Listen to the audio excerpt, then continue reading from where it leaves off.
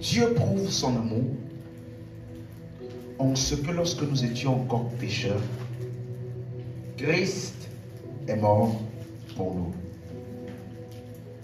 Quel que soit le niveau de connaissance et de révélation que nous avons de Dieu, si ça ne nous amène pas à la pleine appréhension de son amour pour les hommes, alors cette révélation-là est incomplète et imparfaite.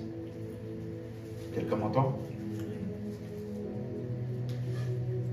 Dis avec moi, Dieu est amour. Dieu est amour.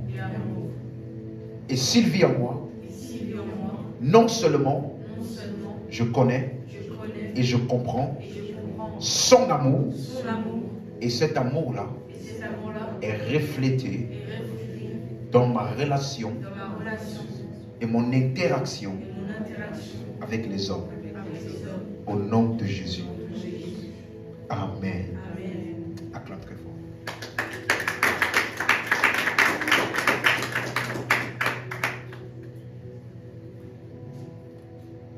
Amen. On peut commencer l'enseignement. Nous allons continuer notre enseignement. Amen. Est-ce qu'on m'entend bien? Ok. Nous avons vu la semaine passée, nous avions fini avec le péché d'Adam. Nous avons conclu que son péché était l'incrédulité vis-à-vis de la parole, n'est-ce pas? De la promesse de Christ. Et j'ai pris le temps vraiment de vous expliquer que le véritable problème avec ce qui s'est passé avec Adam est qu'il a refusé l'aide de Dieu. Il a refusé l'aide semblable que Dieu avait prévue d'avance avant même qu'il ne commette aucune action. Il a refusé le repos de Dieu. Alors il s'est retrouvé à s'aider lui-même en commençant à coudre une ceinture pour se couvrir lui-même. Pourtant, dans le plan de Dieu, il y avait déjà la provision pour couvrir sa nudité. On me suit? Et après avoir expliqué cela en long et en large, j'ai commencé donc la semaine passée à exposer plus en détail cette théorie de tous ceux qui naissent donc pécheurs à cause du péché d'Adam.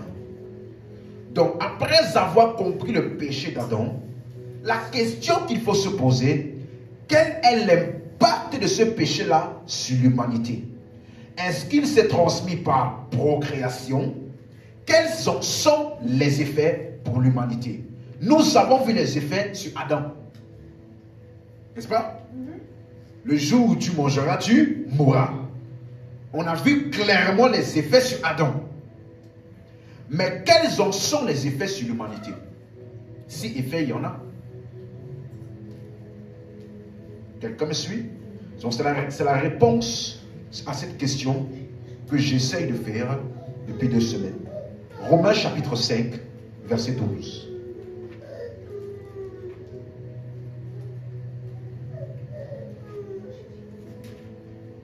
Romains chapitre 5, verset 12. C'est pourquoi, par un seul homme, le péché est entré dans le monde et par le péché, la mort. Et qu'ainsi, la mort s'est étendue sur tous les hommes parce que tous ont péché. Nous avons commencé à expliquer ce verset qui dit qu'il y a un homme qui a commis une action et son action a entraîné la mort. Et la Bible dit ainsi. Ainsi, la mort s'est étendue. Donc, comment est-ce que la mort s'est étendue? De la même manière qu'elle était introduite. Un homme a commis une action, ensuite, il est mort. Donc, la mort s'est étendue à tous les hommes parce que tous ont péché. Donc, il est ainsi en train de parler de la mort en termes de conséquences du péché. Donc, le mot péché, j'avais expliqué ici, est le mot armatano, qui parle d'une action. Ils ont péché. On ne peut pas donner cette description-là à quelqu'un qui n'a rien fait. On ne peut pas donner cette description-là à quelqu'un qui n'est pas né. On ne peut pas donner cette description-là à quelqu'un qui n'a encore commis aucune action. Parce que armatano veut dire péché. Donc, quand il dit parce que tous ont péché. Nous avons déjà vu ici plusieurs fois que le mot tous est le mot grec pas, qui est toujours associé à un contexte. Donc, quels sont tous qui ont péché là? Ce sont les hommes. Les hommes, le péché, la mort, pardon, s'est étendu sur tous les hommes. Parce que tous ces hommes-là ont péché. Donc, il est en train de parler ici des hommes qui étaient là au temps d'Adam. Pas aux hommes de toute la terre et de toutes les générations. Parce que pour qu'on puisse dire péché, il faut qu'on ait vu une action qu'ils ont commise. Vous suivez? Ensuite, nous avons vu le verset 13. Donc, pour résumer ce que j'ai dit la semaine passée, ici, il est en train de parler donc d'un transfert d'action. Et non pas un transfert automatique de nature. L'action d'un a été un exemple pour les autres. Et aujourd'hui, je vais expliquer cela plus en détail. Mais au verset 13, il dit, « Car jusqu'à la loi, le péché était dans le monde. Or, le péché n'est pas imputé quand il n'y a pas de loi. » Donc, il est en train d'expliquer ici qu'avant même qu'il n'y ait la loi, il y avait déjà le péché. Donc, ce n'est pas la loi qui a emmené le péché. La loi est venue plutôt pour condamner le péché et l'imputer aux hommes. Amen. Maintenant, aujourd'hui, je vais aller plus en détail au verset 14.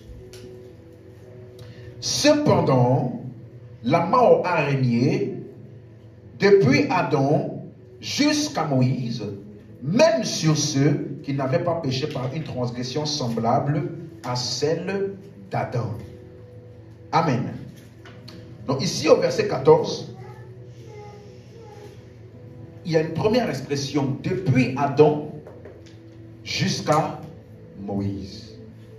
Donc vous voyez déjà que ici l'apôtre Paul, il nomme des individus pour montrer que ce n'est pas quelque chose de transfert automatique. Il nomme des individus. Donc ça veut dire qu'on est capable de retracer la propagation de la mort, du péché, à des individus. Amen. Et quand il dit depuis Adam jusqu'à Moïse, cette expression jusqu'à ne veut pas dire, ne parle pas d'un arrêt. Ça ne veut pas dire la mort régnait de Adam jusqu'à Moïse, après Moïse là, c'est fini. Non, ce n'est pas ce qu'il dit. Vous allez voir que ce mot jusqu'à est le mot grec meshri. C'est utilisé pour décrire des actions. Mettez un marque-page, allons rapidement voir où ce mot est utilisé. Matthieu 11, 23. On va beaucoup lire aujourd'hui. Matthieu 11, verset 23. Matthieu 11, 23. C'est bon? Et toi, Capernaum, seras-tu élevé jusqu'au ciel? Non, tu seras abaissé jusqu'au séjour des morts, car si les miracles qui ont été faits au milieu de toi avaient été faits dans Sodome, elles subsisteraient encore aujourd'hui. L'expression encore aujourd'hui est le même mot grec meshri. Donc ça parle d'une action présente qui est toujours en cours. Ensuite, Matthieu 28, 15. Matthieu 28, verset 15. La Bible dit, et les soldats prirent de l'argent et suivirent les instructions qui leur furent données, et ce bruit s'est répandu parmi les Juifs jusqu'à ce jour. Vous voyez maintenant? Ça parle des événements actuels qui sont toujours en cours. Ça ne parle pas d'un arrêt total. Ça parle plutôt d'une action, d'un événement qui est toujours en cours. Un autre verset, Romains 15, verset 19. Romains 15, verset 19. Allons-y rapidement. Romains 15, verset 19. Par la puissance des miracles et des prodiges, par la puissance de l'Esprit de Dieu, en sorte que depuis Jérusalem et les pays voisins, jusqu'en Illyrie, jusqu'en Inérie. Le mot jusqu'en, c'est le mot mengerie. Il dit, j'ai abondamment répandu l'évangile de Christ. Il n'est pas en train de dire qu'il a annoncé l'évangile jusqu'en Inérie, après il s'est arrêté. Vous suivez? Il parle d'une action qui est toujours en cours. La même chose dans Éphésiens 4, verset 13, il dit, jusqu'à ce que nous soyons tous parvenus à l'unité de la foi, c'est-à-dire à la connaissance du Fils de Dieu. Donc c'est toujours en cours. Amen. Même chose dans Philippiens 2, 8 et dans 1 Timothée 6, verset 14. Donc Meshri, qui est le mot grec pour jusqu'à, parle d'une action ou d'une réalité qui est toujours en cours. Donc la mort araignée, revenons dans Romains 5, verset 12, la mort, verset 14, pardon, Romains 5, 14, la mort araignée depuis Adam jusqu'à Moïse, et ça a continué. Voilà pourquoi au verset 17, par exemple, il dit, si par l'offense d'un seul, la mort a régné par lui seul. Vous voyez? Verset 21, il dit encore, afin que, comme le péché a régné par la mort. Donc, la mort, le règne ne s'est pas arrêté à Moïse.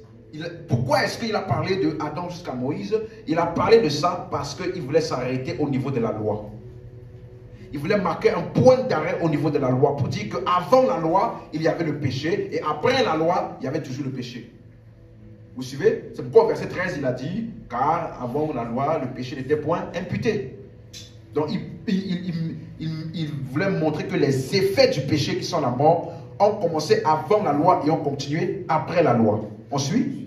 Donc, verset 14 maintenant, on revient, Romains 5, 14, il dit, la mort a régné depuis Adam jusqu'à Moïse, même sur ceux qui n'avaient pas péché. Même sur ceux.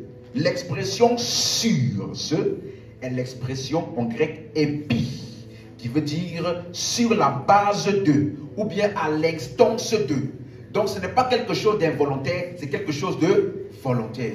Sur la base de. Ensuite, même sur ceux. Donc si je veux reformuler, je peux dire plutôt, la mort a régné depuis Adam jusqu'à Moïse, même à l'instance de ceux qui n'ont pas péché par une transgression semblable à celle d'Adam. Donc ça veut dire que, question, j'ai une question pour quelqu'un. Il dit même sur ceux qui n'ont pas péché par une transgression semblable à celle. Quelqu'un suit? J'ai dit le mot péché là, ça parle d'une action. N'est-ce pas? Ma question est, est-ce que ceux-là, dont on est en train de décrire ici, c'est ceux qui n'étaient pas nés? Comment a-t-on fait pour savoir que eux là, ils n'ont pas péché par une transgression semblable à celle d'Adam? Ça a été et constaté. Donc, ça ne peut pas parler de quelqu'un qui n'était pas là à cette époque-là. Et deuxième chose qui est très importante ici, c'est que par cette expression-là, il est déjà en train d'annuler la théorie du péché commun à tous les hommes. Parce qu'il y en a qui n'ont pas péché par une transgression semblable à celle de... Donc ceux-là, ils n'ont pas hérité du péché d'Adam. Allô? On n'a pas dit qu'ils n'ont pas péché. Ils n'ont pas péché par une transgression semblable à celle. Donc ça montre que leurs actions là n'étaient pas les actions d'Adam. Il n'a pas généralisé le péché d'Adam à tous les hommes. Il a dit il y en a dont on a vu et on a constaté que leur péché n'était pas semblable au péché d'Adam. Amen. Quelqu'un m'a entendu ici? Donc, juste par ça là, on voit déjà qu'il ne peut pas être en train de parler d'une procréation qui a engendré le péché pour tous. Il est plutôt en train de parler des actions commises. Vous me suivez? Je mets l'accent sur ça parce qu'il faut que ça soit clair. Qu'à la fin de cette série-là, Si quelqu'un te demande est-ce que quelqu'un avait le péché, tu sois capable de lui expliquer. Parce que je peux vous dire, il y a beaucoup de théories que j'ai entendues et la majorité vient de Romains 5. C'est pourquoi je prends le temps de bien décortiquer Romains 5 là. Regardez le verset 14 toujours. Il dit par une transgression semblable à celle d'Adam. Le mot semblable est le mot grec homoioma. Juste dans le livre de Romains, on peut voir ça dans Romains 1, 23. Ils ont changé la gloire du Dieu incorruptible en image représentant l'homme corruptible. Dans Romains 6, verset 5, Romains 6, verset 5, il parle de la conformité. Il dit, en effet, si nous sommes devenus une même plante avec lui, par la conformité à sa mort, nous le serons aussi par la conformité à sa résurrection. Ça veut dire que la mort de Jésus-Christ a été conforme à nous. Nous sommes conformés à ça. Donc il y en a ceux-là qui ne sont pas conformés au péché d'Adam. Il y en a ceux-là qui ne se sont pas conformés. Et on va voir c'est qui aujourd'hui. Romains 8, verset 3. Car chose impossible à la loi, parce que la chair la rendait sans force, Dieu a condamné le péché dans la chair en envoyant à cause du péché son propre fils dans une chair semblable à celle du péché. Donc ça veut dire que Dieu, qui était en forme de Dieu, qui existait dans sa nature de Dieu, les hommes avaient une autre forme. Qu'est-ce que Dieu a fait? Il s'est conformé à la forme des hommes. Donc ça veut dire que le péché d'Adam avait une forme. Quelqu'un n'a pas suivi ça? Le péché d'Adam avait une forme. Que certains se sont conformés à cela et d'autres non. Allô? On n'a pas dit que tous les péchés sur la terre sont les péchés d'Adam.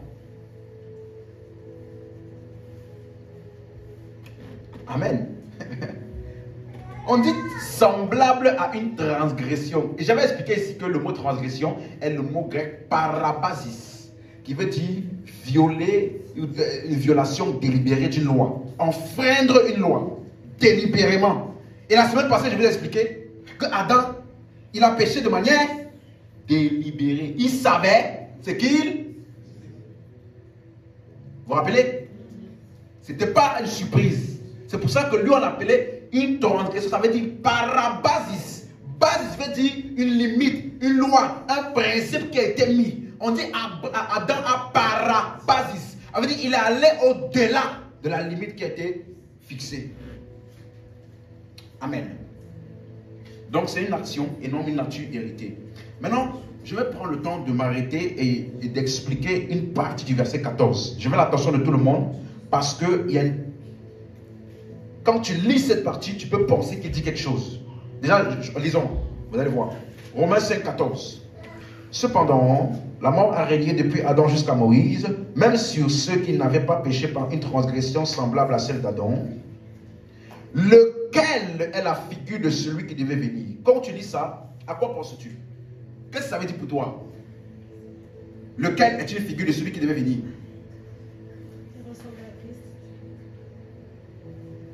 Il ressemblait à Christ. Il ressemble à Christ. Il est une figure de Christ. Donc, quand tu lis ça, tu peux penser qu'il est en train de dire que Adam est une figure de qui?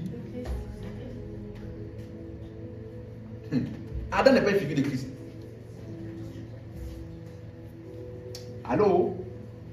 Suivez bien. Jusqu'ici, on ne parle pas d'Adam. On parle de la transgression d'Adam. Quelqu'un me suit?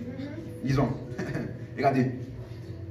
Il faut que vous compreniez que dans la traduction biblique, depuis le grec jusqu'au français ou de l'anglais, les traducteurs, il faut comprendre que des fois, ils avaient une limitation dans le langage. Vous me suivez? Donc c'est important d'aller souvent et toujours dans l'original pour avoir la pensée clé que l'auteur voulait transmettre. Vous me suivez? Et pourquoi est-ce que je dis ça? Parce que la Bible dit, quand tu lis ici, tu peux penser qu'il est en train de dire qu'Adam est une figure de Christ qui devait venir. N'est-ce pas? Mais lisons le mot lequel. Lequel là, est un mot grec. Hos, H-O-S. Ça peut vouloir dire lequel, ça peut vouloir dire laquelle.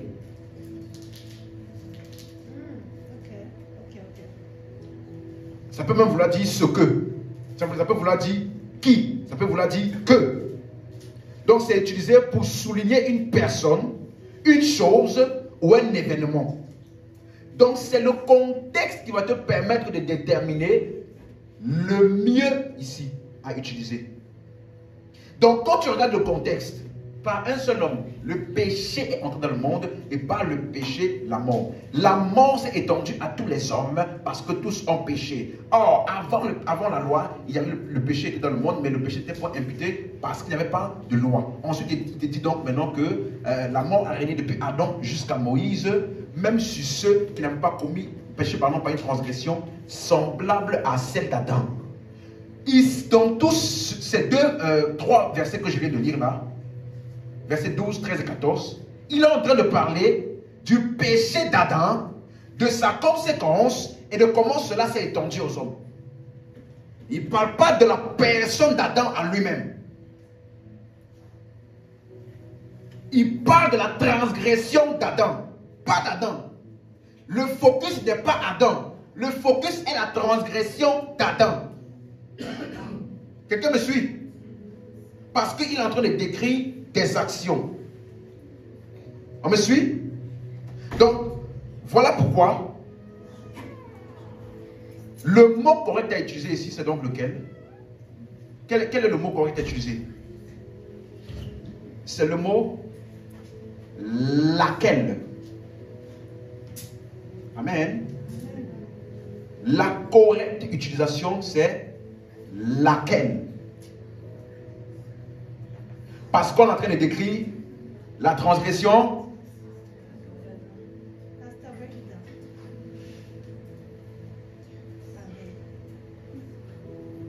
Vous n'avez pas suivi?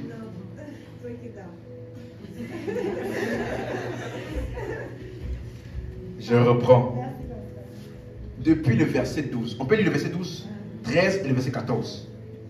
J'ai dit, ce mot grec là, on dit lequel là, dépend du contexte. C'est l'auteur, le traducteur qui a choisi de mettre lequel. Sinon, ce mot grec là peut dire laquelle, ça peut dire ce que, ça peut dire ce qui, ça peut dire que, ça peut dire qui. Donc c'est le contexte qui va te permettre de savoir. Donc on va lire tout le contexte et on va déterminer quel est le focus de l'auteur dans le contexte. Est-ce qu'il parle d'une personne ou est-ce qu'il parle d'une action? On suit? Ok, lisons, verset 12. C'est pourquoi, comme par un seul homme, le péché, dis-moi le péché. Le péché est entré dans le monde. Maintenant là, on a oublié Adam. Hein? Maintenant on se focalise sur quoi? Le péché. Qui a conduit quoi? La mort. Maintenant la suite il dit quoi? Et maintenant, et par le péché, la mort. Et qu'ainsi, la mort s'est étendue sur tous les hommes parce que tous ont péché. Donc, Adam a été mentionné comme le premier par qui le péché, qui a le focus, est entré. Ensuite, on trace maintenant le péché là. On a laissé Adam, on est en train de tracer maintenant le péché là qui a amené la mort et qui s'est transmis à tous les hommes. Maintenant, verset 13. Car jusqu'à la loi, le péché. Maintenant, donc, il dit maintenant, le péché là toujours, on est en train de maintenant de le cibler ou de le dater avant la loi. Jusqu'à la loi. Or, jusqu'à la loi, le péché était dans le monde. Or, le péché n'est pas imputé quand il n'y a pas de loi. On parle d'une action ou d'une personne jusqu'ici. Une action. Le péché. Le focus c'est le péché. On a mentionné Adam parce que c'est le premier par lequel le péché est entré. Et après qu'il est entré par lui, on a laissé Adam. On est maintenant en train de tracer comment est-ce que le péché là s'est propagé. C'est ça. Okay. Verset 14. Cependant, la mort a régné depuis Adam jusqu'à Moïse. Même sur ceux qui n'avaient pas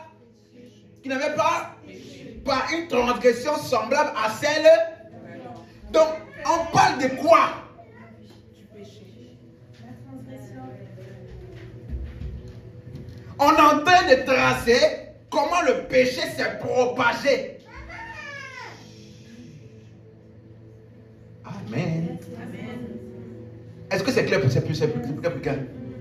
Donc maintenant il dit donc, la mort a régné depuis Adam jusqu'à Moïse. Le focus c'est quoi? Ce n'est pas Adam à Moïse. C'est depuis l'époque d'Adam jusqu'à l'époque de Moïse. Là, le péché s'est propagé et la mort.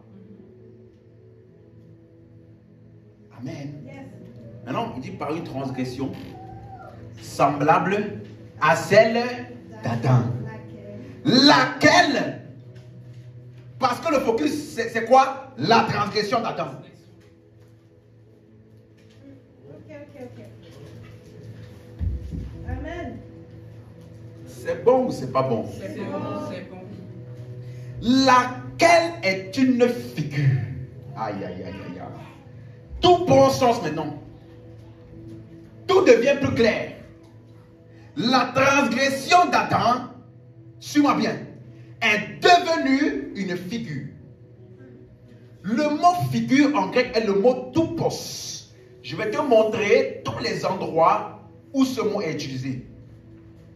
Parce que le mot toupos veut dire un modèle qu'on choisit de suivre. Un modèle qu'on reproduit. C'est pourquoi ce mot-là est souvent traduit figure, mais c'est aussi souvent traduit modèle. Lisons. Mettez en marque-page, Jean chapitre 20, verset 25.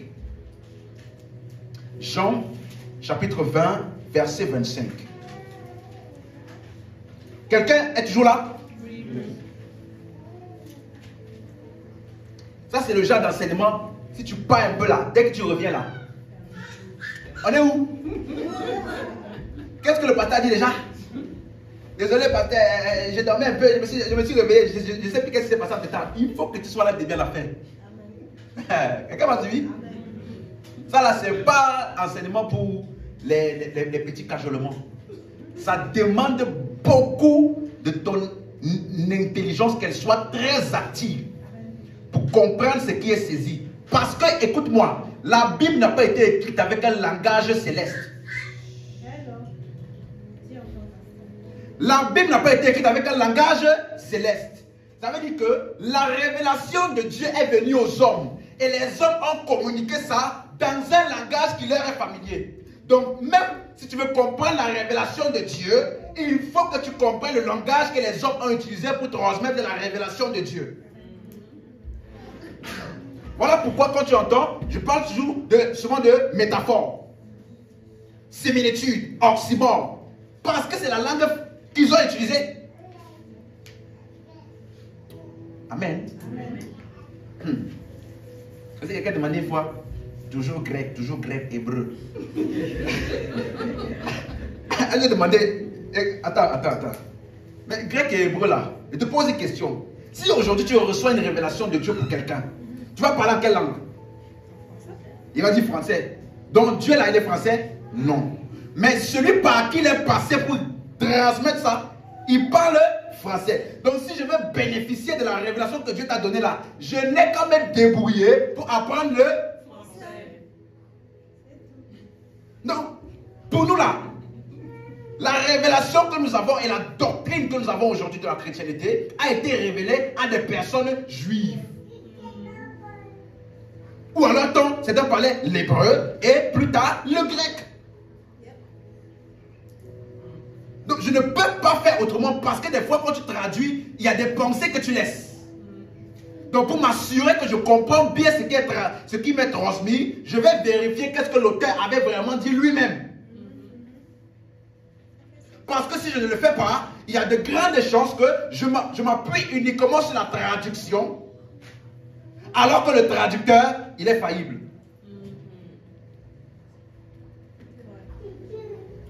On n'a pas dit amen. Donc, ça peut sembler laborieux, hein?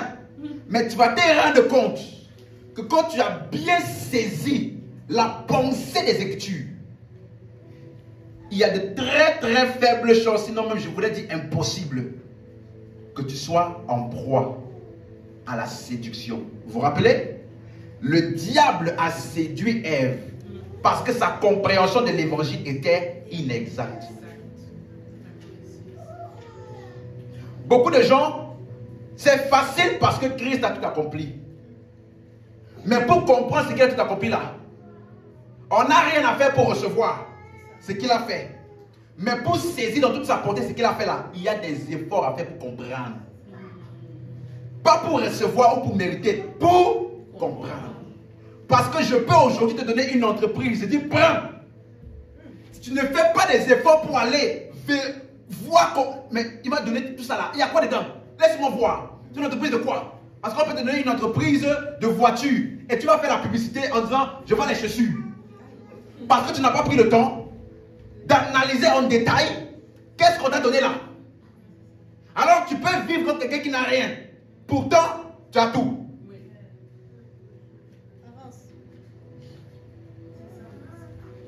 Je me rappelle, même cette semaine encore.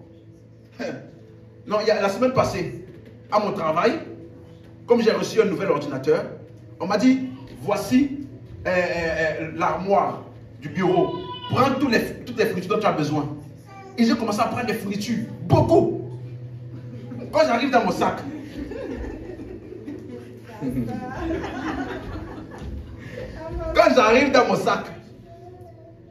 je me rends compte que depuis longtemps, j'avais besoin d'une colle à papier et que j'ai pris ça là-bas dans les fournitures. Mais depuis, c'était où? Dans mon sac. Donc j'ai maintenant pris 2 colles à papier, 2 Tipex. J'ai pris beaucoup de choses parce que je pensais que je n'avais pas. Parce que mon sac là, j'ouvre ça, la petite poche là, rarement, vite fait. Pourtant, tout était dedans. Donc, j'avais besoin de barrer des choses sur les documents que je devais faire. Je faisais avec le stylo. Pourtant, le Tipex c'était où? Dans mon sac. J'avais besoin de coller quelque chose ici là. Mais comment je vais faire? Pourtant, la colle que j'ai besoin là est à côté de moi, à même pas 2 cm. Mais comme je ne sais pas, je vis comme quelqu'un qui n'a pas ça. Ça là, c'est le vrai problème aujourd'hui. Mais si j'avais fait l'effort d'ouvrir mon sac, laisse-moi voir là. Le sac là pèse beaucoup comme ça. Laisse-moi voir qu'est-ce qu'il y a dedans. Ça peut sembler laborieux. Vous voyez? Des fois même, tu veux prendre des habits. C'est après 1 mois que tu te rappelles que mais ça fait 1 mois l'habit là. Je n'ai jamais porté. Ça fait même 1 an que je n'ai pas porté l'habit là. Pourtant, j'avais ça depuis. Donc, le plus grand problème, c'est la connaissance. Or, acquérir la connaissance là, c'est laborieux. Dis-moi, c'est laborieux. Ce n'est pas pour les paresseux. Ce n'est pas pour les... Ah, moi je vais pas venir à l'église là. Il faut que le pasteur te donne une parole là. Comme ça va me bouger un peu. Et comme ça, je serai fortifié pour la semaine pour continuer à tourner mes business. Ça là, un coach peut te faire ça. Ça là, un grand bon motivateur peut te faire ça. Ça là, quelqu'un qui parle bien, hein, il te donne les principes de la vie, il peut te faire ça. Mais quand tu entres à l'église, la Bible dit c'est la colonne et l'appui de la vérité. Donc quand tu rentres ici là, tu apprends ce qu'on appelle la vérité. Or, la vérité c'est pas une information, c'est une personne. C'est une personne qui t'est communiquée. Et la personne là n'est pas quelqu'un qui est extérieur. On t'explique celui qui est en toi et ce qu'il peut faire en toi et ce que tu peux faire à travers lui qui est en toi. Afin que quand tu sortes d'ici là, ce qu'aucun coach ne peut faire, ce qu'aucun païen ne peut faire, tu commences à fonctionner au-delà du niveau des hommes. Parce que le Christ qui est en toi t'a été pleinement révélé. Dis-moi amen ici. Amen. Je ne pense pas que ce qu'on fait là, c'est parce qu'on n'a rien à faire dans la vie. Ah non, il ne faut pas faire cette erreur. De penser que cela disait seulement, ah vous savez, là-bas là, il n'y a pas la puissance. Et là-bas, c'est seulement Bible, verset, viens. Viens. Tu vas expérimenter la puissance véritable où tu peux t'asseoir. Écoute-moi, si ce n'était pas encore arrivé, ça va arriver. Si ce n'était pas encore arrivé, je te dis ça va arriver. Où tu viens t'asseoir. Tu t'assois. Tu as l'impression que tu es seulement en train d'entendre des informations. Dès que le culte est fini, tu te lèves. Douleur qui était là a disparu. Écoute-moi. Parce que la Bible dit, Jésus était en train d'enseigner et la puissance de Dieu était disponible pour guérir. On n'a pas déjà commencé à dire, Il a dit, il était en train d'enseigner. Et la puissance était disponible pour guérir. Dis amen, s'il te plaît. Amen. Donc, laissez-moi revenir à mon sujet. Quand il dit figure, tout poste, Jean 20, 25.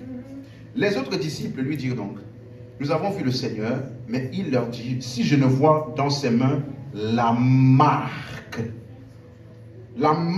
des clous. Donc le mot marque est le mot topos. Ça parle d'une marque ou d'un modèle. Ce que les clous ont laissé comme modèle dans ses mains. Suivez? Ça va devenir plus clair. Acte 7, 43. Acte 7, 43. Vous avez porté la tente de Méloc et l'étoile du dieu Remphan. Ces images, le mot image, que vous avez faites pour les adorer, aussi vous transporterai-je au-delà de Babylone. 44. Nos pères avaient au désert le tabernacle du témoignage, comme l'avait ordonné celui qui dit à Moïse de le faire d'après le modèle. Donne-moi le modèle. Donc, quand il dit par une transgression semblable à celle d'Adam, lequel, ou alors laquelle, pardon, est une figure. Le mot figure veut dire modèle. Quelqu'un suit? 1 Corinthiens 6. 1 Corinthiens 10, verset 6. 1 Corinthiens 10, verset 6.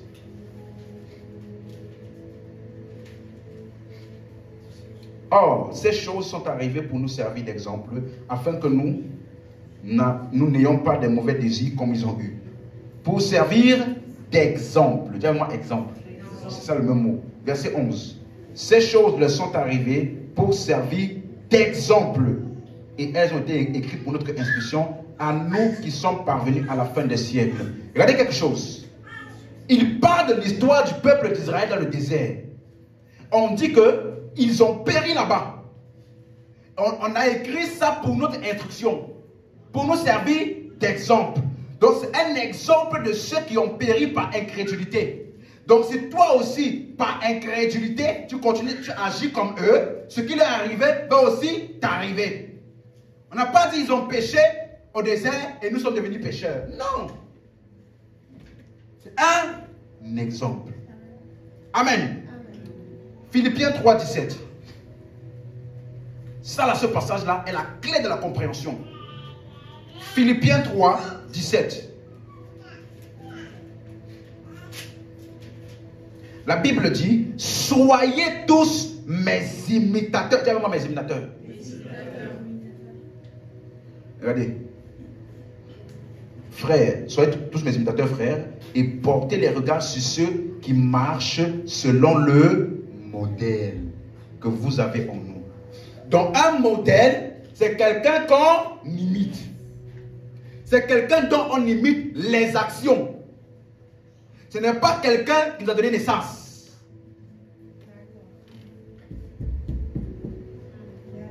Modèle veut dire modèle, ça veut dire j'imite ses actions. Donc Adam, par son péché, a établi un modèle. Il a institué un modèle que les hommes peuvent imiter ou pas. Quelqu'un suit ça? Yes. 1 Thessaloniciens. 1 Thessaloniciens 1, verset 7. En sorte que vous êtes devenus un modèle pour tous les croyants de la Macédoine et de l'Achaïe. Alléluia. Ils sont devenus des modèles. Pour qui? Pour les croyants. Modèle, ça veut dire quoi? Que les croyants de Macédoine, là, qu'est-ce qu'ils vont faire? Ils vont imiter ce qu'eux, ils ont fait. Donc la transgression d'Adam ne s'est pas transmise par procréation, elle s'est transmise par modèle. Comment? Imitation. Imitation, merci. Donc ce que Paul enseigne, il parle d'un modèle, 2 Thessaloniciens 3, 9. Laquelle est une figure. 2 Thessaloniciens 3, 9. Ce n'est pas que nous n'eussions pas le droit, mais nous avons voulu vous donner en nous-mêmes un modèle à imiter. Quelqu'un a suivi ça? C'est un modèle qu'on peut imiter. Même chose dans Hébreux 8:5. On dit, Moïse, il a construit le tabernacle selon le modèle qui lui a été montré. Donc, il a vu quelque chose et il est parti reproduire. Vous suivez? Modèle ne parle pas de naissance. Ça parle d'imitation. Ou alors d'influence. Donc, je peux dire ceci maintenant, avec toute assurance, que la transgression ou le péché d'Adam a été une influence par les actions et non pas par procréation. Amen. C'était une influence par les actions et non pas par procréation. C'est la raison pour laquelle, maintenant, le mot, quand tu reviens toujours dans Romains 5, verset 14. Donc, quand il disait, le péché par un homme, le péché est entré dans le monde. Comment le péché est entré? Par une action, par l'action d'Adam. Il dit maintenant que l'action d'Adam là est donc devenue un modèle ou un exemple. Il ne parle pas de création. Et je donne souvent cet exemple-là. Écoutez-moi, suivez-moi maintenant. Quand je méditais sur ça, il y a une image très claire qui est venue en moi. Et je pense que ça va aider beaucoup. Je me rappelle quand nous étions petits, ou alors à l'école primaire, ce genre de... Souvent, les gens trichaient. Hein? Imaginez, vous êtes dans la salle de classe. Hein? Il y a tout celui-là qu'on appelait comment on appelle ces gens-là? Ah, j'ai oublié le nom maintenant. Celui-là qui fait toujours bien, toujours les bonnes notes, toujours là. Même lorsque tout le monde veut tricher, il ne triche pas. Il est là, lui, c'est moi et moi, j'ai confiance en moi, tout ça là. Comment on appelle ces gens-là? L'intello. Voilà. Mais vous allez vous rendre compte que si tu n'es pas le genre d'étudiants comme d'élèves comme l'intello, si une personne triche, l'autre triche, l'autre triche, l'autre triche, l'autre triche, l'autre triche, ça va amener en toi comme aussi l'envie de tricher. Ouais. Ça met une soi-disant pression en toi de partir aussi faire la même chose. À moins que tu n'aies tes convictions personnelles. Donc, au temps d'Adam, un pêche, l'autre pêche, l'autre pêche, l'autre pêche. Il est en train de dire donc que cette action d'Adam a établi un modèle que beaucoup ont imité. Et donc, ça s'est propagé comme ça. Comme par exemple, tu peux grandir dans une maison où un père est violent envers sa femme. Et basé sur ce que tu as vu là, certains vont dire, je ne vais jamais reproduire ça. D'autres vont dire, c'est comme ça, la conformité, ce qui est normal. Donc en grandissant, il devient aussi violent. Mais est-ce qu'il est devenu violent par naissance? Non, par influence. Amen. Est-ce que tu suis? Amen. Donc je peux dire, le mot, dans Romains 5, 14 là, je n'ai pas encore fini d'interpréter ce verset là. Il dit, lequel est une figure, non, laquelle, on a corrigé, hein, laquelle est une figure de celui qui devait venir. On va encore interpréter une autre partie. Celui qui devait venir, c'est un seul mot grec. Celui qui devait venir, c'est un seul mot grec, on appelle ça mélo. Ce n'est jamais utilisé pour les personnes. C'est utilisé pour des choses qui doivent arriver, des événements qui doivent arriver. Lisons dans Romains 4, 24. Vous allez voir ça. C'est encore à cause de nous, à qui cela sera imputé, à nous qui croyons en celui qui a ressuscité Jésus, ressuscité des morts, Jésus notre Seigneur. Cela sera imputé. Romains 4, 24. Cela sera. Donc ce n'est pas, ça ne parle pas de quelqu'un. Cela sera. C'est le même mot, mélo. Un autre verset, Romains 8, 18. Romains 8, 18. J'estime que les souffrances du temps présent ne sauraient être comparées à la gloire à venir qui sera révélée pour nous. La gloire quoi? À venir, c'est le mot mélo. Jusqu'ici, ça parlait d'une... On a vu une personne là? La gloire à venir, cela sera. Verset 38, Romains 8, 38. Car j'ai l'assurance que ni la mort, ni la vie, ni les anges, ni les dominations, ni les choses présentes, ni les choses à venir. Donc ce mot-là parle des choses. Vous suivez? Donc, je vais maintenant reformuler ce verset en entier. Cependant, la mort a régné, Romains 5, 14, depuis Adam jusqu'à Moïse, même sur ceux qui n'avaient pas péché, suis-moi, par une transgression semblable à celle d'Adam, laquelle est une figure de celle à venir. Les transgressions à venir. Donc Adam a établi un modèle pour toutes les autres transgressions qui viendront par la suite.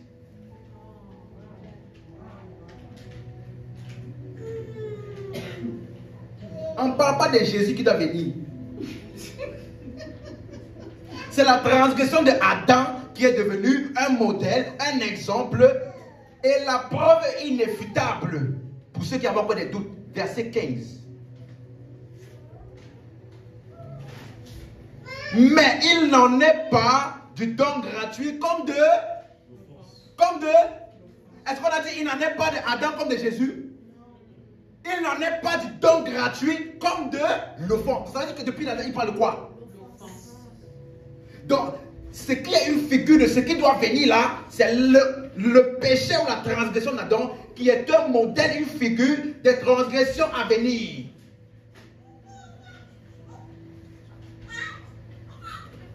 Amen. Donc le focus ici, c'est la faute ou le péché d'Adam et non pas Adam lui-même. Donc pourquoi Adam était mentionné? Il a été mentionné comme le premier qui a établi ce modèle.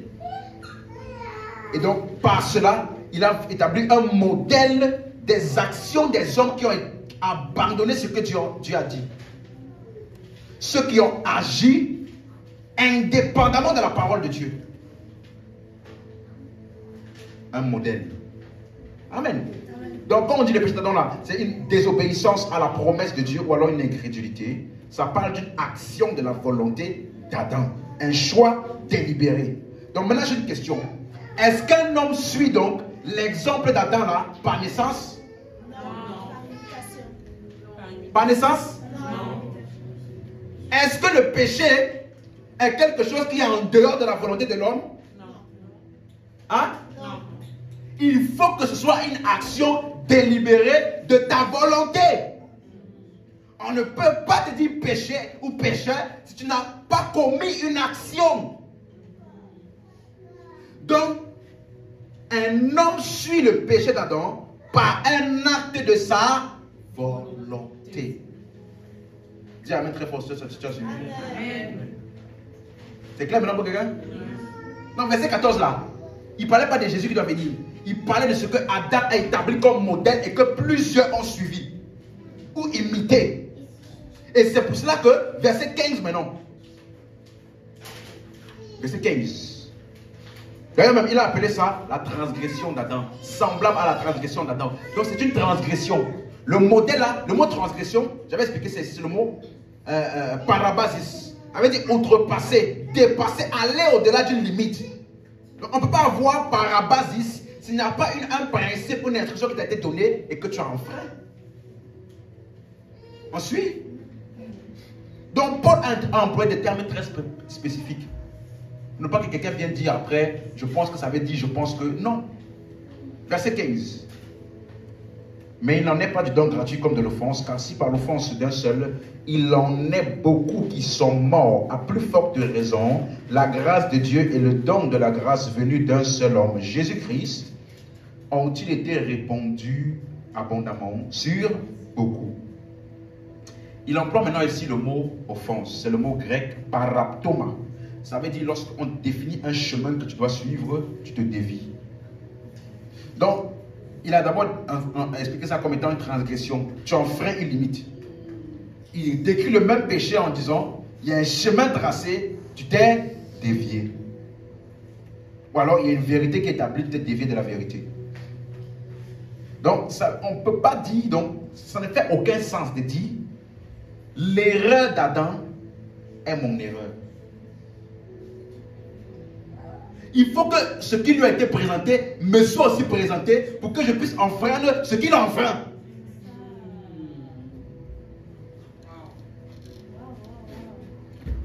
On ne peut pas dire l'erreur d'Adam est automatiquement mon erreur. Non! Parce que l'erreur d'Adam est une action. Donc pour qu'on puisse aussi associer ce qu'il a fait là à moi aussi, il faut que j'ai aussi commis une action. Amen. Donc, comment on peut lire ça? Après, on dit, tous les hommes sont des pécheurs. Vraiment, on nous a blagué. Verset 15. lisons, verset 15. Donc, il dit, il n'en est pas de don gratuit comme de l'offense. Si par l'offense d'un seul, il en est beaucoup qui sont morts. Voyez que, pour vous prouver qu'il ne parlait pas de tous les hommes, depuis, ici, il dit, beaucoup sont morts. Pas tous. Allô? Donc, quand il disait, la mort s'est étendue sur tous les hommes parce que tous ont péché. Je vous ai expliqué, non? C'est le tous spécifique aux hommes qui ont péché. Donc, c'est parce que tous ceux-là ont péché. Si c'était à tous, ici, il allait dire, si par le fond d'un seul, tous. Mais ici, il dit beaucoup. Donc, ça veut dire, le mot beaucoup, là, en grec, c'est le mot polus qui veut dire un grand nombre. Donc, le péché d'Adam, là, beaucoup ont suivi son exemple. Ensuite, et regardez, maintenant on va lire verset 15 à 19. Verset 16. Il n'en est pas du don comme ce qui est arrivé par un seul qui a péché, car c'est après une seule offense que le jugement est devenu condamnation, tandis que le don gratuit devient justification après plusieurs offenses. 17. Si par l'offense d'un seul, la mort a régné par lui seul, à plus forte raison, ceux qui reçoivent l'abondance de la grâce et le don de la justice, régneront-ils par la vie, par Jésus-Christ lui seul. 18. Ainsi donc, comme par une seule offense, la condamnation a atteint tous les hommes, de même par un seul acte de justice, la justification qui donne la vie s'étend à tous les hommes. Verset 19. Car, comme par la désobéissance d'un seul, beaucoup ont été rendus pécheurs, de même par la désobéissance d'un seul, beaucoup seront rendus justes. Si tu as bien lu comme moi, tu vas remarquer une chose. Il ne parle pas de la propagation du péché sans parler en parallèle de la propagation de l'œuvre de Christ. Donc si tu dis que tous les hommes sont devenus pécheurs automatiquement à cause du péché d'Adam, sans leur permission, tu es aussi en train de dire que l'œuvre de Christ là a rendu tous les hommes sauvés sans leur permission aussi. Et c'est de ce genre de doctrine-là que vient le calvinisme et beaucoup de doctrines qui disent que tous les hommes sont sauvés sur la terre. Et que l'enfer n'existe pas. Mais si c'était vrai, pourquoi Dieu a donné à l'homme le libre arbitre?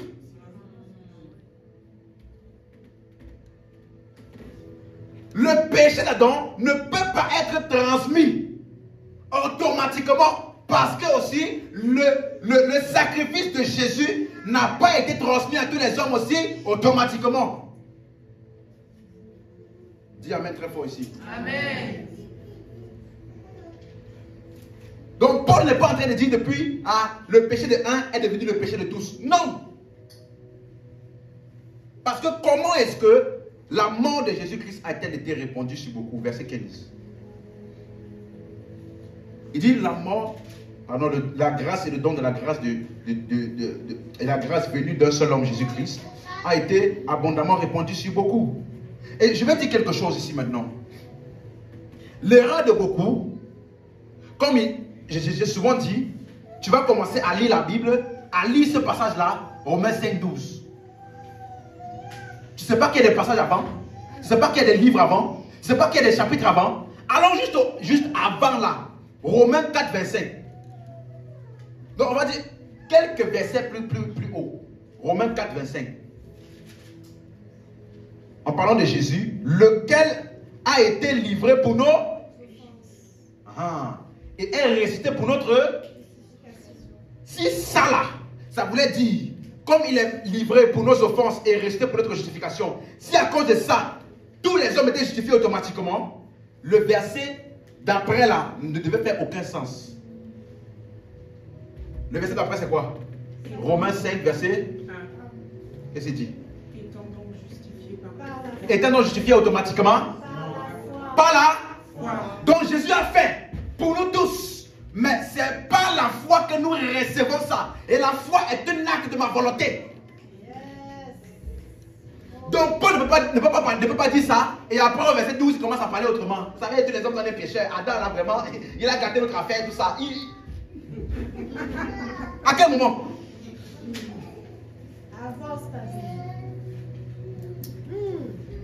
Par la foi, Jésus a fait, oui, pour nous tous, oui. Mais on doit recevoir ça par la foi. Ça veut dire que Adam aussi a fait, oui, il a établi un modèle, oui. Mais on a le choix de suivre son modèle ou bien ne pas suivre. Dis Amen. Amen. Avant même d'arriver Romains 4, verset 5, Romains 4, verset 1. Que dirons-nous qu'Abraham, notre père, a obtenu selon la chair? Verset 2. Si Abraham a été justifié par les œuvres, il a su se justifier maintenant devant Dieu. 3. Car que dit l'Écriture? Abraham crut à Dieu et cela lui fut imputé à justice. Verset 4.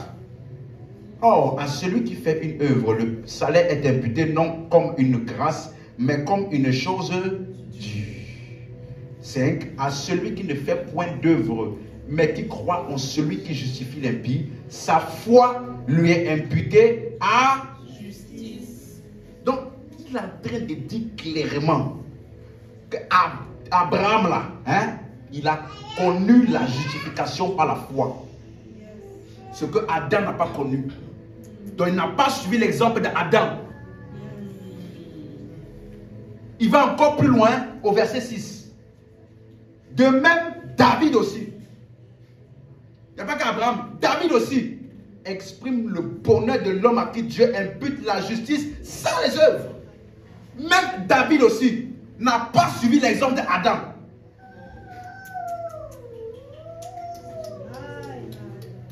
Donc oui, Adam a institué un modèle.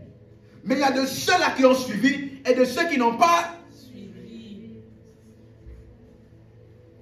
Donc tout le monde n'est pas pécheur. Nous avons le droit et nous avons la capacité de choisir ou bien de ne pas choisir. Donc tu peux lire Romains 5, 12 là et à 19 là en isolation. Sans lire les Romains 4 et sans lire Romains 5, verset 1 à 11. Tu atterris seulement à 12. Et tu commences à exposer la doctrine de l'ignorance.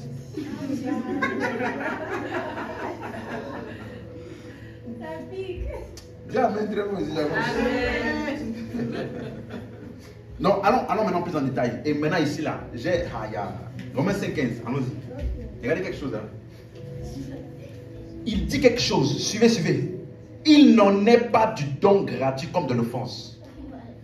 Ça veut dire que bien que les deux là sont propagés de la même manière, il y a une différence. La différence n'est pas dans la manière de propagation. La différence est dans l'impact de la propagation.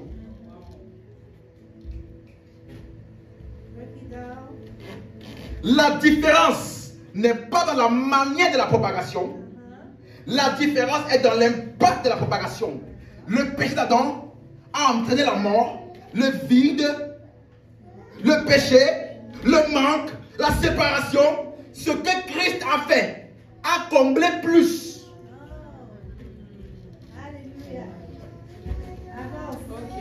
Aïe, aïe, aïe, aïe. Quelqu'un m'a suivi ici? Lisons, je vous explique quelque chose. Il n'en est pas du don gratuit comme de l'offense. Car si par l'offense d'un seul, il en est beaucoup qui sont morts. Regardez quelque chose. Il est en train de dire que ce que Adam a fait là, s'est propagé à un tel point où beaucoup ont eu à suivre son exemple là. Parce que ce qu'il a fait là a établi un modèle. Et ça s'est propagé à une telle vitesse, ça s'est propagé beaucoup.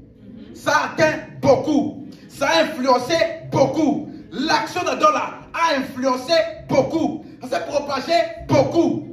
À plus forte raison. Et le mot à plus forte raison est un mot qui parle encore plus. Hein? La grâce de Dieu et le don de la grâce venant d'un seul homme, Jésus, ont été abondamment répandus sur beaucoup. Le péché d'Adam répandu. La grâce de Christ abondamment répandue. Je vais te choquer. Je vais te choquer très très fort maintenant. Le mot abondamment répandu là est le mot grec périsséo. Ça veut dire excéder le nombre fixé. Aller au-delà de la limite dans laquelle c'était fixé. Ça veut dire que l'œuvre de Christ là n'a pas seulement réglé l'impact du péché d'Adam et l'influence. Ça allait au-delà. Est-ce que tu m'as suivi? Le péché d'Adam là, beaucoup ont regardé ça. Ils sont inspirés de ça. Ils ont imité ça. Ça a atteint les hommes. Ça s'est propagé. Quand Christ est venu, ça n'est pas seulement aller toucher les gens qui avaient été influencés par la péché d'Adam. C'est aller au-delà. Alléluia. Je te donne un exemple. Matthieu 5, 20. Mettez en marque-page. On va aller quelque part. Matthieu 5, 20. Matthieu 5, 20. Périssez au-delà. Car je vous dis, si votre justice ne surpasse pas. Aïe, aïe, aïe. C'est le mot surpasser. Ça veut dire que ça prend déjà ce qui existe et ça amène ça au-dessus. Tu m'as suivi? Yes. Allons voir Matthieu 13, 12. Matthieu 13, 12. Car on donnera à celui qui a et il sera dans l'abondance. Mais à celui qui n'a pas, on notera même ce qu'il a. L'abondance ici là, ce n'est pas à quelqu'un qui n'a pas. Il l'a déjà. On ajoute dessus. Donc ça parle du surplus. Ça ne parle pas de quelqu'un qui n'avait rien et on vient pour remplir pour qu'il ait quelque chose. Il a déjà rempli, mais ça va au-delà. Tu m'as suivi? Écoute ce mot-là. Ce mot-là. Aïe, aïe, aïe, aïe. Marc 12, 44. Marc 12, 44.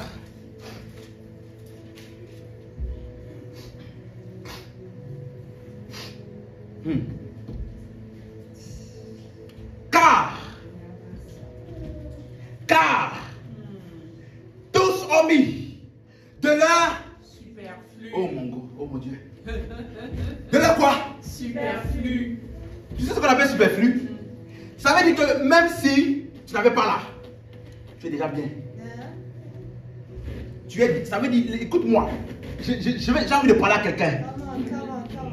Même si avant que tu ne connaissais Christ, avant que tu ne viennes à l'église ici, les péchés que tu avais commis, les dégâts que ça avait engendré, les conséquences, les effets, ta vie ne ressemblait à rien. Laisse-moi te dire, ce que Christ a fait et a fait en toi là, est beaucoup plus que rétablir ta situation.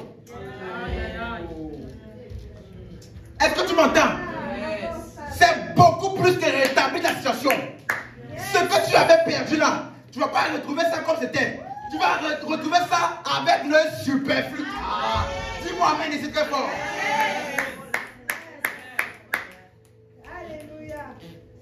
Il n'en est pas du don comme de l'offense. L'offense là a créé des dégâts. Mais ce que Christ a fait, a rétabli et aussi au-delà. Oh mon Dieu. Alors à cause de ça, je peux déclarer ce que l'Esprit m'a dit lorsque je méditais ce passage. Je peux dire à quelqu'un ici, la vie éternelle va se répandre encore plus que le péché par la prédication de l'évangile. Si le péché d'Adam a touché beaucoup d'hommes, si le péché d'Adam a été un modèle pour plusieurs, et que le monde fait de mal en pire parce que beaucoup ont suivi les hommes d'Adam, l'évangile de Christ va se répandre encore plus. Ça va toucher encore plus de personnes. Tu n'as pas dit amen comme il faut. Et je vais te dire, aïe aïe aïe aïe, beaucoup de gens ne connaissent pas Dieu. Ils pensent que Dieu est un blagueur.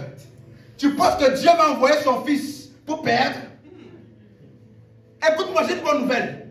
Il y aura beaucoup plus de gens au ciel qu'en enfer.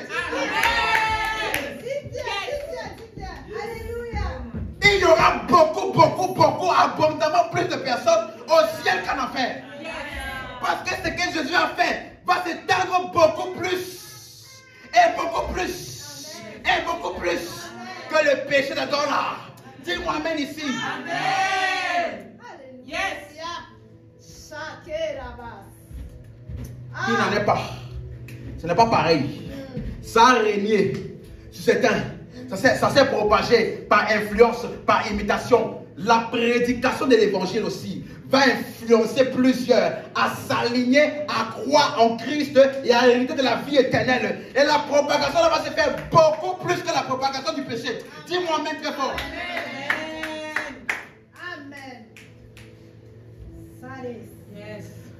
En comparant les conséquences du péché et les conséquences de l'œuvre de Christ, dis avec moi, il n'y a pas match. Il n'y a pas match. Come on. Aïe aïe aïe aïe aïe aïe. Aïe aïe aïe aïe aïe aïe. Zaza zo zo zo zo. Ita balagada. Et je vois une expansion encore plus profonde de la manifestation des dons spirituels, de la manifestation des dons de guérison, parce que la maladie qui s'est propagée va être engloutie par les instruments de Dieu pour amener la guérison. Dis amen.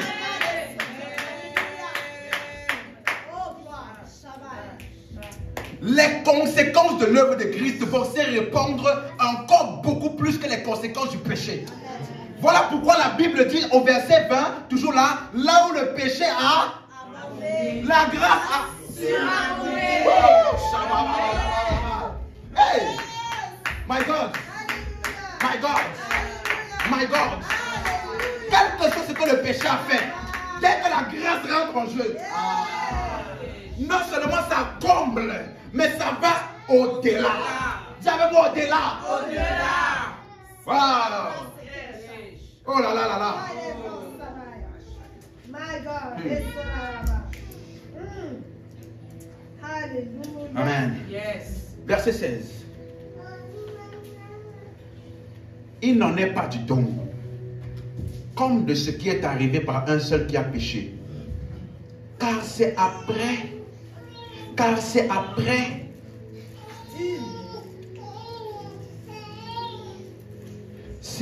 une seule offense. Tiens-moi une seule offense.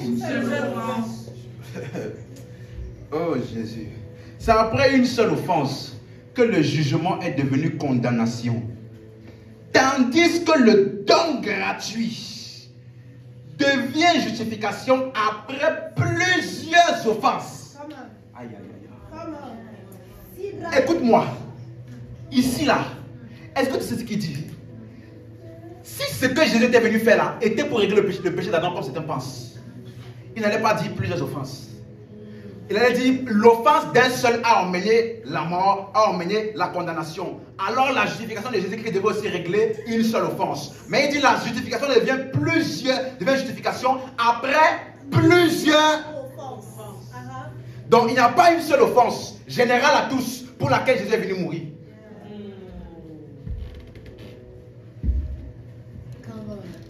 Parce que quelqu'un m'avait dit une fois, Jésus est venu pour régler le péché. Le péché. En termes de nature. Mais il nous a laissé maintenant de dominer sur les péchés. En termes d'action. Il a dit, péché là. Est-ce que tu sais ce que ça veut dire en grec? Le péché et les péchés, c'est le même mot. Il n'y a pas un péché général à tous les hommes pour lequel Jésus est venu mourir. Non. Il est venu pour mourir pour tous les péchés.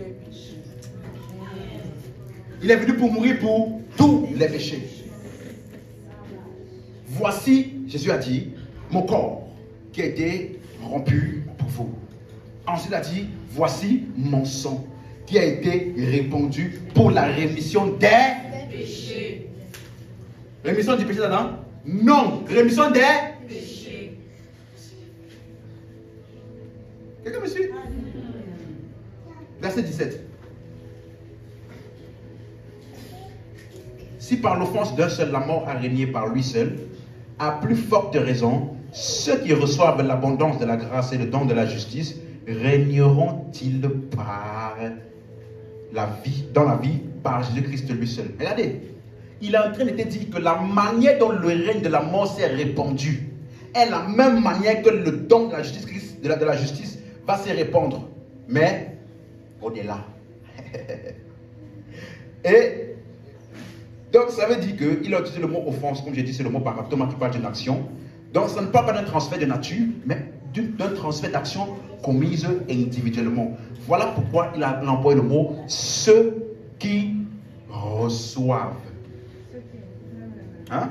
Ceux qui reçoivent le don de la justice et l'abondance de la grâce.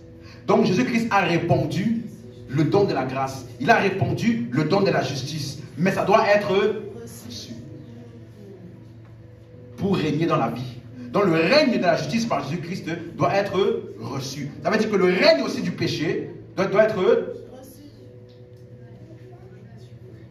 Pas automatique. Le verset 19 maintenant. Le verset que tous les gens là, ils aiment utiliser. Gloire à Dieu. Que nous avons la connaissance. Amen. La connaissance te met au-dessus de là où naturellement tu n'avais pas accès. La connaissance donne une assurance inébranlable devant des situations qui semblent être sans issue. La raison pour laquelle certains ont peur, c'est parce qu'ils ne savent pas. La Bible dit qu'il y avait un homme, Élisée, le prophète, qui était envahi par une grande armée. Élisée dormait. Son serviteur est sorti. Il a vu une grande armée autour de lui. Il a dit, on est fichu. Il a dit, on est fichu. On est mort. Élisée est sorti. Il a baillé. Hé, maître, tu vois pas ce qui est tout de nous là? On est fichu. Alors Élisée a dit, petit, tu n'as pas encore connu, tu n'as pas encore compris sur les choses de quoi nous sommes conscients. Il a dit, Père, je prie pour le petit là. Ouvre ses yeux qu'il voit.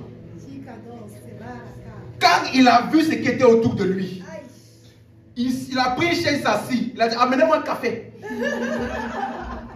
Parce qu'il a compris que ceux qui sont avec nous sont en plus grand nombre que ceux qui sont contre nous. Donc il avait peur parce qu'il ne savait pas. Il avait peur parce qu'il ne savait pas. Mais pendant que tu es en train de savoir aujourd'hui, pendant que tu es en train de recevoir la connaissance aujourd'hui, je déclare que l'esprit de peur et d'intimidation lâche ta vie au nom de Jésus. Je déclare que les situations qui font peur les autres, toi tu vas rigoler de ça. Je déclare que là où les autres refraient le chemin, c'est là-bas même que tu prends encore de la vitesse. Dis amen très fort. Un homme a vu un géant qui a effrayé toute une armée pendant presque 40 jours. L'armée ne pouvait pas bouger.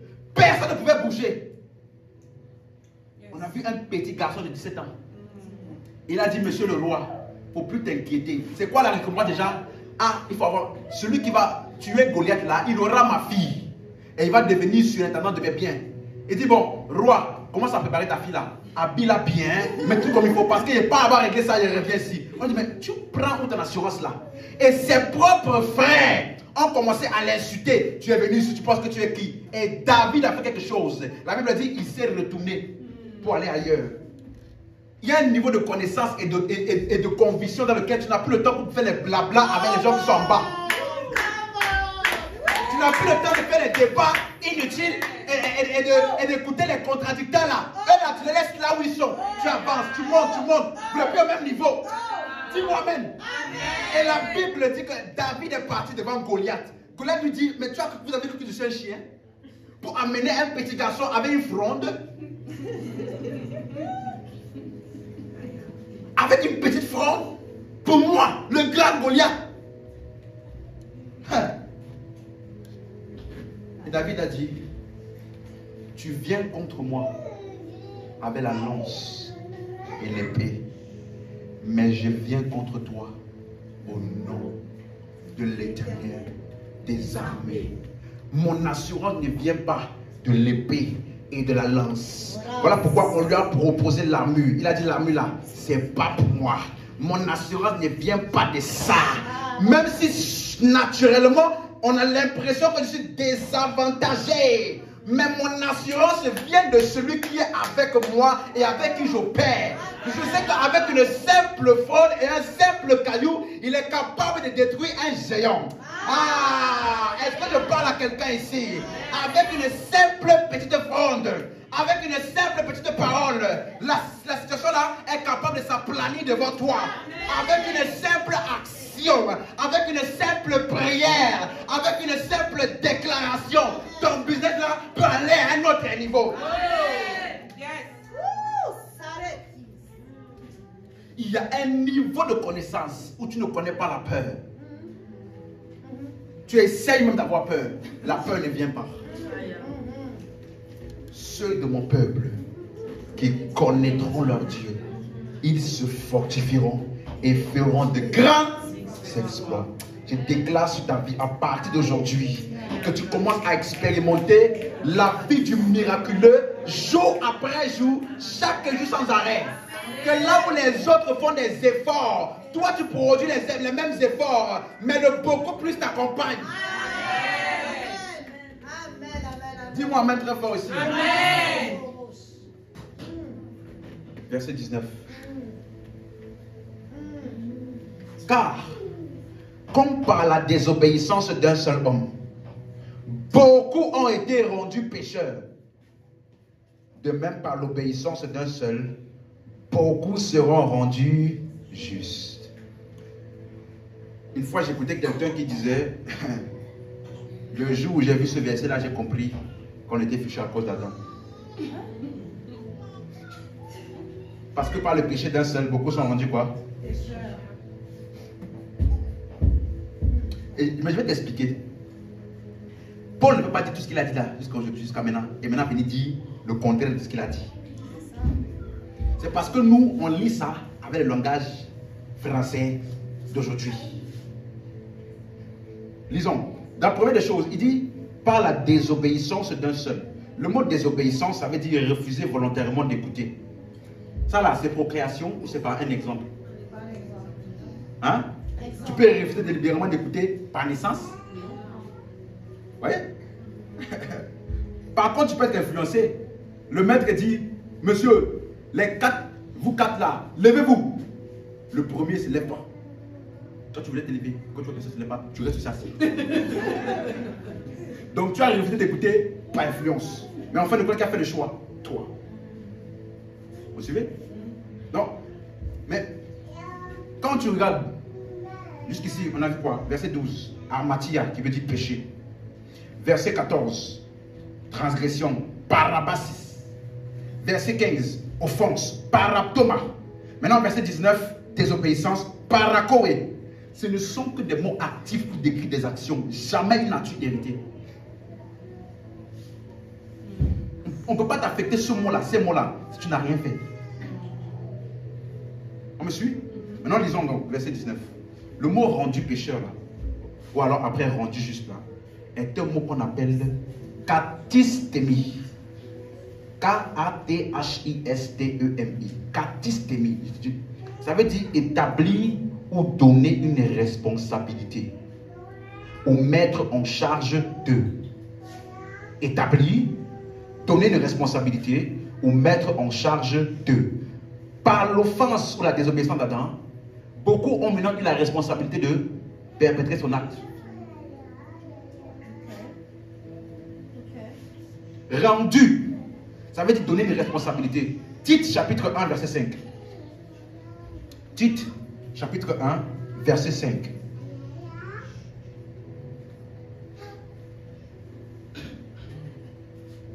C'est bon?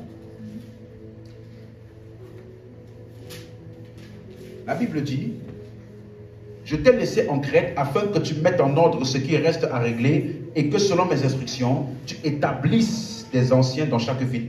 Tu établisses. Ça veut dire qu'on leur a donné le choix d'accepter ou pas une responsabilité. Ce n'est pas sans leur permission. On ne t'établit pas sans ta permission. On peut dire on a besoin de telle personne. On a besoin, pardon, d'une personne pour telle mission. Et on te propose. Tu peux dire oui, comme tu peux dire non. Quelqu'un me suit? La suite, Hébreux 2. Hébreux 2. Et ça va devenir encore plus clair. Je veux que quelqu'un lise la version second 21. Parce que dans la version lui second, il y a une partie qui manque. Hébreux 2, verset 7. La Bible dit, tu l'as abaissé pour un peu de temps au-dessous des anges. Tu l'as couronné de gloire et d'honneur. Il parle de l'homme, qu'est-ce que l'homme, que tu penses à lui, tout ça. Ok? C'est ce qui est dans Psaume 8, c'est ce qui est dans Genèse 1, 26 à 27. Ok? Donc il dit, tu as tout mis sous ses pieds. Tu l'as couronné, tu l'as abaissé, tu l'as couronné de gloire et d'honneur. Et tu as mis toutes choses sur ses pieds. Dans la version second 21 là, après avoir dit, tu l'as couronné de gloire et d'honneur là, il y a une partie qui manque. Et tu lui as donné la domination sur ce que tes mains ont fait. Quelqu'un a la version Darby? Tu l'as fait un peu moindre que les anges. Tu l'as couronné de gloire et d'honneur. Et tu l'as établi sur les œuvres de tes mains. Tu l'as établi sur les œuvres de tes mains. Dans la version seconde 21, c'est tu as donné la domination sur ce que tes mains ont fait. Ok? Dans le second là, il n'y a pas ça. Donc, le mot établi là, c'est le même mot. Mais est-ce que comme Dieu l'a établi là, c'est automatique? Non. Verset 8. On va voir pourquoi. Tu as mis toutes choses sur ses pieds. En effet, en lui soumettant toutes choses, Dieu n'a rien laissé qui ne lui fût soumis. Donc Dieu l'a établi, comme on dit. Mais il dit, cependant, nous ne voyons pas encore maintenant que toutes choses lui soient soumises. Vous voyez? Dieu l'a établi sur tout. Mais quand on voit, tout n'est pas soumis à lui. Quel est le problème encore? Verset 9. Mais celui qui a été abaissé pour un peu de temps au-dessus des anges, Jésus, nous le voyons couronné de gloire et d'honneur. Donc ce passage de Genèse 1 là parlait de Jésus que Adam devait accepter. Donc Dieu a tout établi sous ses mains. Et il a mis ça en Christ ou alors dans l'arbre de vie ou alors dans la promesse de la vie. Et Adam devait accepter. Ce n'était pas automatique. Comme Adam n'a pas accepté, on ne voit pas ce que Dieu a établi là dans la vie de qui? Adam. Dieu l'a établi au-dessus de tout. Mais quand tu vois sa vie, tu ne vois pas la domination là. Pourquoi? Parce que ce n'est pas sans sa permission. Donc le mot établi là veut dire on a donné une responsabilité. La volonté de l'homme impliqué est prise en compte. C'est une responsabilité qui est donnée, mais qui peut être acceptée ou alors refusée. Donc, par la désobéissance d'Adam, il a établi une responsabilité à tous les hommes de perpétrer son action. Certains ont accepté la nomination là, d'autres ont refusé. Par le péché, la désobéissance d'un, beaucoup ont été rendus pécheurs. Maintenant, il dit aussi, par l'obéissance d'un, beaucoup seront rendus justes. Donc aussi par l'œuvre de Christ là, il a rendu disponible quoi? La justice, la justification. On le reçoit aussi comment? Par la foi. Ce n'est pas sans notre permission. Amen. Amen. Donc le péché d'Adam est le péché d'Adam. Point. Le péché d'Adam est le péché d'Adam et non pas le péché commun à tous les hommes. Adam a été mentionné comme le premier qui a péché. Et pas celui qui est responsable de tous les péchés du monde. Est-ce que vous avez déjà vu même dans la Bible écrit, le péché est passé à tous les hommes? Non? La mort est passée. Et on va expliquer ça plus tard. Mais le péché, non. Donc il n'y a pas un péché originel, universel, commun à tous les hommes et hérité d'Adam pour lequel Jésus-Christ est venu mourir. Il est venu mourir pour tous les péchés. Donc le péché ne passe pas d'un homme à un autre. Le péché ne passe pas d'un homme à un autre par procréation. Et ce courant de pensée-là n'a pas commencé aujourd'hui. Ézéchiel 18. Même dans l'Ancien Testament, Ézéchiel 18.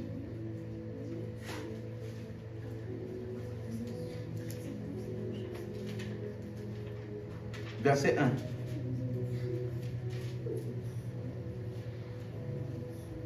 Ézéchiel 18, verset 1. On a trouvé? Il dit quelque chose. Et regardez, même dans l'Ancien Testament là, malgré leur connaissance limitée de Dieu, il y a des choses là, ils savaient. Lisons. La parole de l'Éternel me fut adressée en ces mots. Pourquoi dites-vous ce proverbe dans le pays d'Israël? Écoutez, quand on dit pourquoi dites-vous ce proverbe-là, il ne parle pas du livre des proverbes. Hein. Il parle d'une pensée commune. Comme c'était dit souvent, aide-toi. Oui. C'est dans quel verset ça existe ça? Aide-toi. Aide-toi là. C'est ce qu'Adam a fait. Donc c'est anti-biblique. C'est anti-biblique. Aide-toi et le ciel t'aidera. Non. S'il fallait retraduire ça, c'est le ciel t'a aidé. Fonctionne à l'aide du ciel.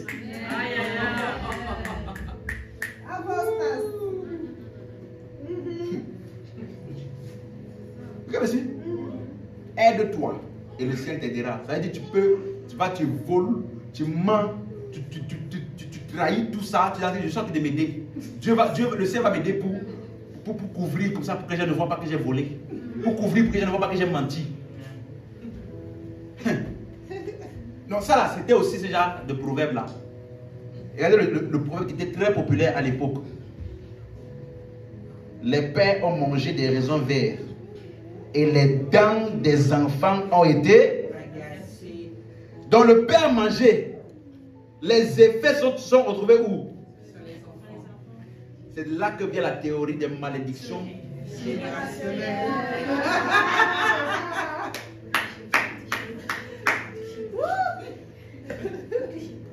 C'est la même théorie. Vous me suivez?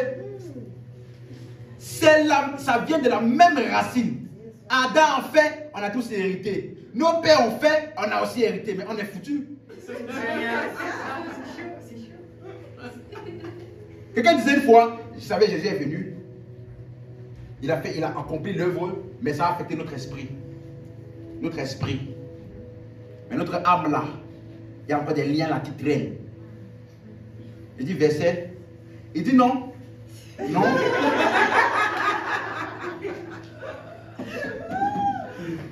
Verset. Il dit non. Non. Quand le prophète là, il avait prié une fois, il a dit que il a vu l'esprit de sa grand-mère derrière lui. Donc tu veux dire que le prophète là c'est un faux prophète? Il dit tu vois, tu es malhonnête. Tu utilises ce qu'un prophète a vu. Au-delà de la Bible. Je te demande une preuve biblique, tu me parles de prophète. Entre prophète et Bible là, qui est plus crédible? Mais comme il sait que je ne peux jamais dire que le prophète était un faux prophète, il essaie de me bloquer. Le prophète avait dit qu'il avait vu. Il a dit le prophète voit ce qu'il voit. Moi je crois ce qui est écrit. Amen. Et je lui ai dit, la Bible, il y a un verset qui parle de ce qui a été hérité de nos pères dans le Nouveau Testament. 1 Pierre 1 verset 18. Il dit vous avez été rachetés de la vaine manière de vivre hérité de vos pères. Donc on a été rachetés de la vaine manière de vivre. Amen. Dans le Nouveau Testament, c'est le seul qui parle de ce qui a été transmis, mais ça a été réglé par le sang de Christ. Amen. Vous avez été rachetés non pas par une semence, pas par des offrandes corruptibles, mais par le sang précieux de Jésus, de la vaine manière de vivre hérité de vos parents. Et je dis, sur toi. Donne-moi un verset. Non, le prophète a vu. Il dit, quand on fait la délivrance là, souvent les esprits crient, oh, je suis l'esprit de son père, oh, je suis l'esprit de sa mère. Il dit, attends. Je lui ai dit, attends. Donc, je suis en train de faire débat biblique sur la vérité de Christ. Et tu me donnes comme argument la parole du diable, qui est le père du mensonge. Tu prends ça comme vérité pour donner comme argument pour me contredire. Soit tu es possédé, soit tu es mal enseigné, soit tu as besoin de repartir à l'école des fondements de la foi. Pour prendre la parole du diable comme argument pour débattre dans un débat biblique.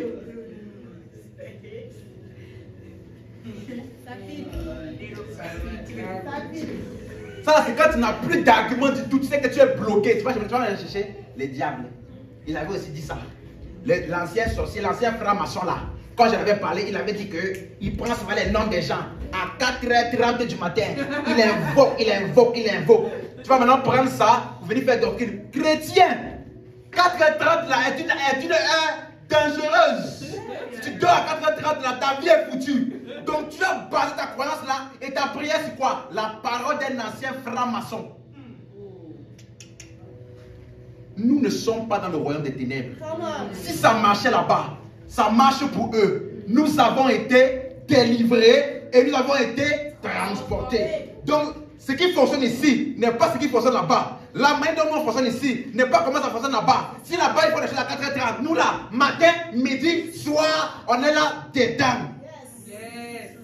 On n'adore pas à une heure. On adore en esprit, en vérité. Ni à Jérusalem, ni sur la montagne. Dès qu'on est debout, on peut adorer parce que c'est notre lieu de résidence éternelle. Tu vas me prendre les anciens francs-maçons, les anciens occultistes. La Bible dit, je disais ça ce matin. La Bible dit, lorsque Pierre est arrivé à Éphèse, là où ils adoraient des dieux étrangers, il a prêché Christ. Et après avoir prêché Christ là, ceux qui pratiquaient les arts occultes sont venus brûler. Ils sont venus brûler leur truc. Ils ne sont pas venus expliquer à Paul comment ça fonctionnait là-bas. C'est tout. Parce que dès que tu entres dans la lumière, le fonctionnement des ténèbres là est inactif. Yes. La lumière ne copie jamais les ténèbres. Amen. La lumière efface les ténèbres. Dis-moi amen très fort ici. La lumière n'est jamais intimidée par les ténèbres. Bien au contraire. La lumière intimide les ténèbres parce qu'ils n'ont pas le choix que de dégager. C'est ça l'ordre des choses. Mais c'est quand tu es ignorant, tu es dans la lumière, mais tu enfuis les ténèbres. Il n'y a que l'ignorance qui peut faire ça. Et la connaissance ne s'incline pas devant l'ignorance. C'est pas parce que ton ignorance là et ton mensonge est très répandu que maintenant ça va devenir, que maintenant la vérité va devenir faible. La vérité n'est pas complexée. Même s'il y a une seule personne qui croit, ça reste la vérité. Même si tout le monde entier croit le mensonge là, ça ne devient pas mensonge parce que tout le monde croit. Dis-moi amen. Amen. Ézéchiel. Les pères ont mangé les raisins et les dents des enfants. Regardez comment Dieu est radical avec ça, verset 18. Verset 8. Je suis vivant. Réaction de Dieu au proverbe. Quand Dieu entend ce proverbe, il dit, je suis vivant. Dit le Seigneur, vous n'aurez plus lieu de dire ce proverbe en Israël. Vous n'aurez plus lieu de dire ce proverbe là dans l'église. Vous n'aurez plus lieu de dire ça. Parce que tellement on va manifester la domination de Christ que les sorciers là, ils seront au chômage. C'est parce qu'on n'enseigne pas les chrétiens qu'un chrétien peut venir à l'église le dimanche matin et le dimanche soir, il va chez le sorcier. Mais va arriver une période, et c'est déjà en cours, où les sorciers de ton quartier là, ils ne vont plus pouvoir fonctionner tant que tu es là.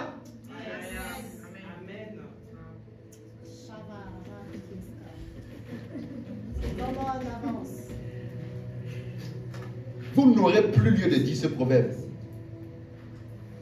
Maintenant, Dieu, il explique. Voici toutes les âmes sont à moi. Quelqu'un me disait une fois, j'ai vendu mon âme au diable. Voici toutes les âmes sont à qui? À Dieu.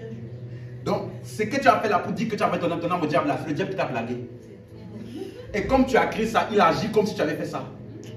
Mais le jour où tu découvres la vérité et que tu reçois Christ, c'est fini. Il ne peut même pas réclamer. Quelqu'un me suit? Yeah. Ça là, c'est l'Ancien Testament. Hein? Jésus n'est pas encore mort. Pour te montrer que ce n'est pas parce que Jésus est mort que ça existait.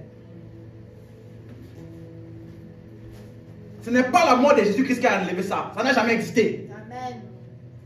Ça n'a jamais existé. Écoute-moi. Si ce n'était pas clair pour toi, malédiction générationnelle n'existe pas. Et ça n'a jamais existé. Ce n'est pas que ça existait, Jésus est venu, il a brisé ça. Non, ça n'a jamais existé. Donc tes nuits de prière pour briser ça là, lui tu dors très bien. Tu prends, tu te couches très bien et tu dors très bien. Aucune malédiction générationnelle n'est en train d'atteindre ta vie. Ta vie ne fonctionne pas, c'est parce que soit tu as fait des mauvais calculs dans tes choix, tu es parti au mauvais endroit, tu n'as pas bien calculé, ou alors c'est les situations de la vie, parce que la Bible dit, au sein de dans le monde là, nous aurons des tribulations. Et Jacques dit, ne considérez pas comme une chose d'être surpris. Ne soyez pas surpris de la fournaise dans laquelle vous vous trouvez. Ce n'est pas une surprise. Dans le monde là, on a des tribulations. Mais prenez courage. Jésus a dit, j'ai vaincu le monde. Donc le jour où tu entres en Christ, tu es entré dans la victoire sur le monde. Quel que soit ce qui vient à l'extérieur, plus fort est celui qui est dans le monde. Donc, dans le monde là, il peut y avoir des tribulations. Mais j'affronte ça avec la puissance du plus fort qui est en moi et je sors toujours victorieux. Dis amen ici très fort. Amen. Yes. Si ta vie n'avance pas, recalcule bien. Des fois même, tu as seulement besoin de t'asseoir et réfléchir un peu. On ne fait 4 nuits de prière, de jeûne et de brisement des hôtels et des malédictions. Assois-toi 2 minutes seulement. Tu réfléchis, tu vas te rendre compte qu'au lieu de partir investir là-bas, investis plutôt là-bas, c'est fini.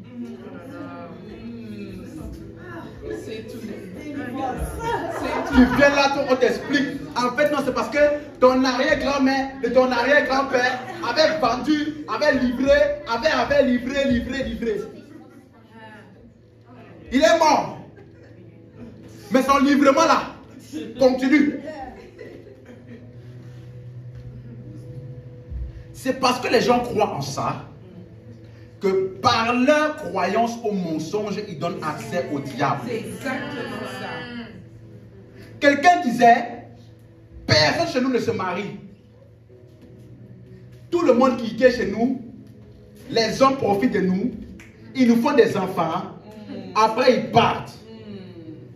Ta mère a vécu ça, ta grand-mère a vécu ça, ton arrière-grand-mère a vécu ça.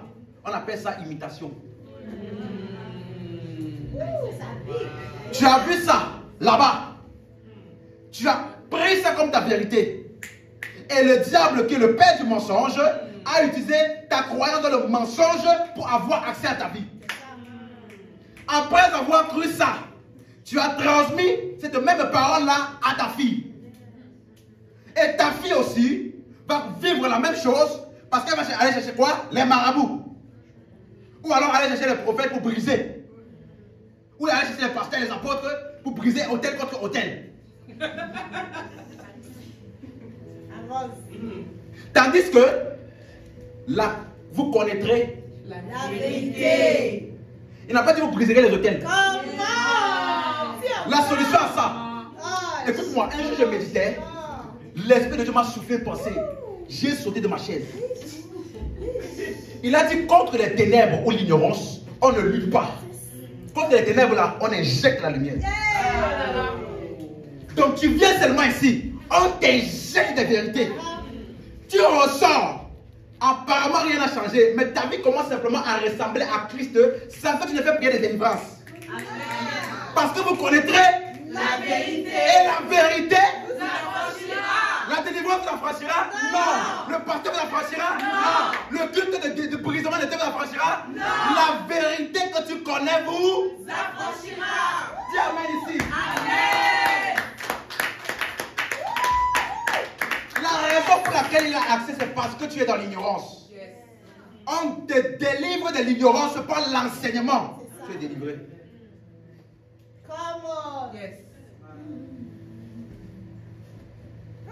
Yes. Est-ce que quelqu'un me suit ici? Yeah. C'est parce que tu crois en ça.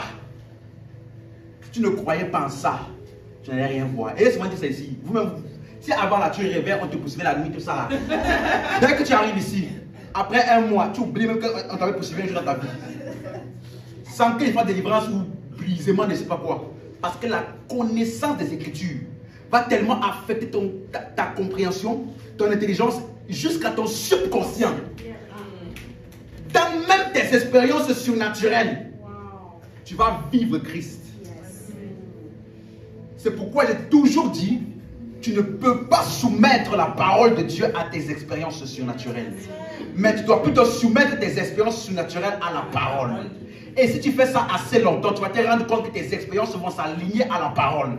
Parce que tes expériences surnaturelles sont toujours en accord avec ta doctrine. Oh, c'est bien, c'est bien. Tes expériences sont toujours en accord avec ta doctrine. Si tu ne crois pas, quelqu'un disait une fois, oh, je suis parti au ciel, j'ai vu là-bas comment il y avait beaucoup de maisons des gens, et ta maison, la maison de certains était au niveau 1, la maison de l'autre était encore aux fondations, la maison de l'autre était encore au niveau de l'échafaudage. Et il dit, c'est parce que la parole de Dieu dit, dans la maison de mon père, il y a plusieurs demeures. Quand on va bien t'expliquer ce verset-là, la prochaine fois que tu vas voir ça, tu vas dire, j'ai fait un cauchemar. Ah, je suis parti à ma fête, j'ai vu Michael Jackson là-bas. Ça là, tu as fait un grand cauchemar. Parce que tu n'aimes pas Michael Jackson. Donc ton non-amour pour lui là, comme tu n'as jamais eu l'occasion dans ta vie de finir à Michael Jackson, toi tu es pécheur. Je ne t'aime pas, je te condamne. Tu vas mener utiliser tes expériences surnaturelles pour donner un verdict à Michael Jackson. Tandis que, est-ce que tu étais là au cours de sa vie? Est-ce que tu étais là même au dernier moment de sa mort? Qu'est-ce qui te fait croire qu'il n'a pas accepté Jésus au dernier moment de sa mort? Jésus-Christ seul, c'est celui qui est sauvé là, jusqu'à. Tu ne peux pas déterminer d'avance. Nous, on sait ceux qui sont sauvés d'avance. Mais on ne sait pas ceux qui ne sont pas sauvés d'avance. Parce que même au dernier moment, il y en a là, on leur a prêché toute la vie, ils n'ont jamais écouté. Au moment de leur mort là, ils se rappellent de tout ce qu'on leur a enseigné et prêché là, ils croient. Au ciel là, tu vas voir des gens là. Il dit, Seigneur, j'ai prêché avec ferveur comme ça parce qu'il pensait que lui là, je ne vais jamais le voir ici. Quand tu vas arriver là-bas, il sera le premier qui va t'accueillir. Ce que tu as dit sur moi là. Ton rêve que tu as vu sur moi là, en fait là. On est ici, non? Tu en as fait? Tu en as fait ici? Il va te poser la question, il va répondre. Yes. Quelqu'un me suit?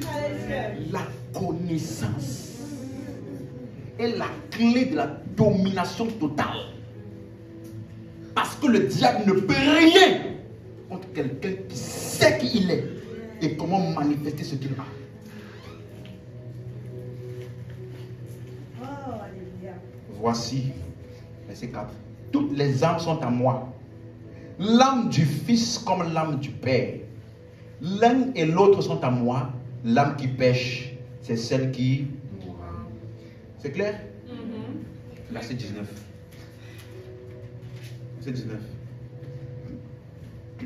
Vous dites, pourquoi le Fils... Regardez maintenant. Regardez la question.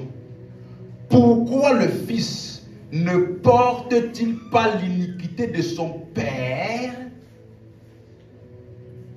C'est le Fils, c'est que le Fils a agi selon la droiture et la justice. C'est qu'il a observé et mis en pratique toutes mes lois. Verset 20. L'âme qui pêche, c'est celle qui mourra. On va lire ce verset-là, la suite là, ensemble. 1, 2, 3. Le Fils ne portera pas l'iniquité de son Père. Et le Père ne portera pas l'iniquité de son fils. C'est clair ou c'est pas clair? C'est clair.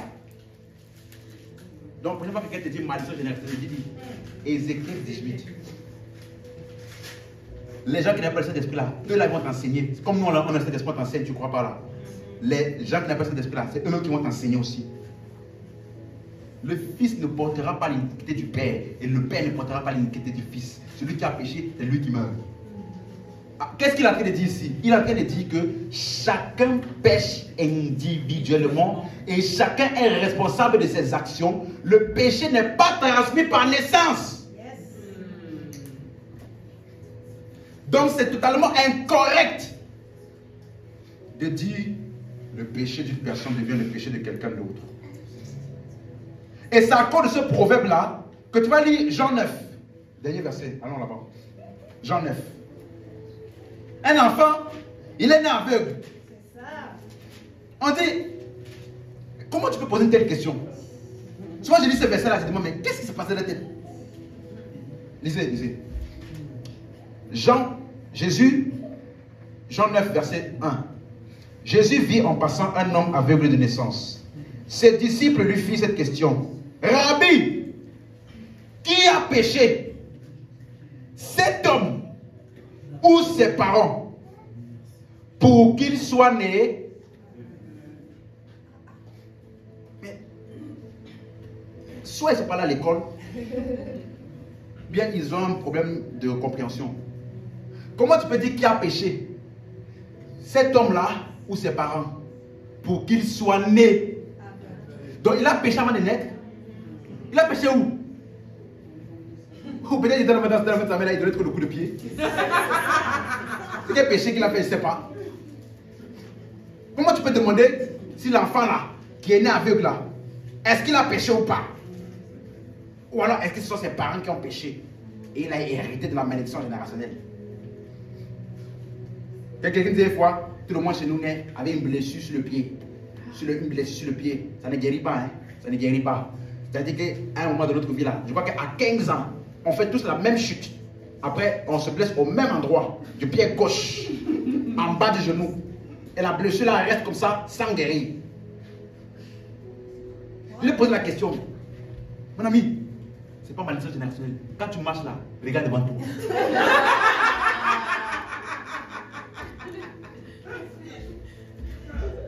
Tellement qu'on veut tout spiritualiser là, on devient abruti. On ne réfléchit plus. Tu tombes, tu te blesses au pied. Et ton père, tu t'es blessé là-bas, avec la cicatrice. Tu déduis. Malédiction générationnelle. Ça ne va pas là. Achète des lunettes même. Pour ça, tu vas bien voir les cailloux qui sont devant toi pour ne pas tomber.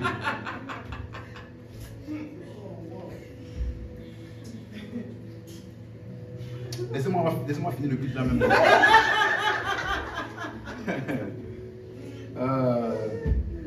Verset 2. Ses disciples lui firent cette question. Rabbi, qui a péché? Cet homme ou ses parents pour qu'il soit né aveugle? Verset 3. Jésus répondit. Ce n'est pas que lui ou ses parents aient péché. Fin de l'histoire. Ce n'est pas que lui ou ses parents aient péché. Donc oublie. Ça ne vient pas de là. Dès que tu vois quelque chose de négatif là, ou un malheur, quelque chose qui arrive là, laisse d'abord, est-ce que c'est lui qui a péché? Est-ce qu'il a hérité quelque chose? Oublie ça. C'est tout. Donc c'est au cas où Ézéchiel n'était pas clair pour toi, Jésus vient confirmer ici. Come on. Et j'avais expliqué ce verset là pour dire que ce n'est pas que lui ou ses parents qui ont péché. Point.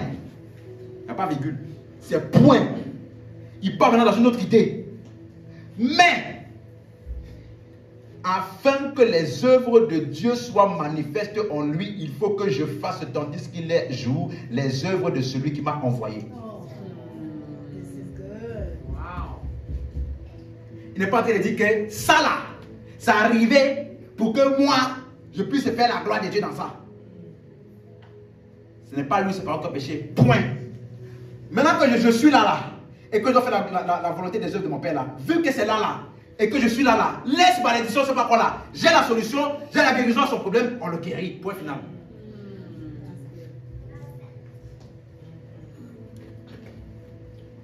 Aucun enfant ne porte la responsabilité des péchés de ses parents. Aucun. Amen. Voilà pourquoi, on peut se lever. David a péché. Hein? Il a fait tuer un homme. Il a pris sa femme. L'enfant de l'adultère là. C'est de là que Jésus est sorti. Il n'y a pas eu malédiction générationnelle. Hein? Donc Jésus est le fruit de malédiction générationnelle. Donc le Jésus que tu pries là pour briser malédiction là. Il est sorti de malédiction.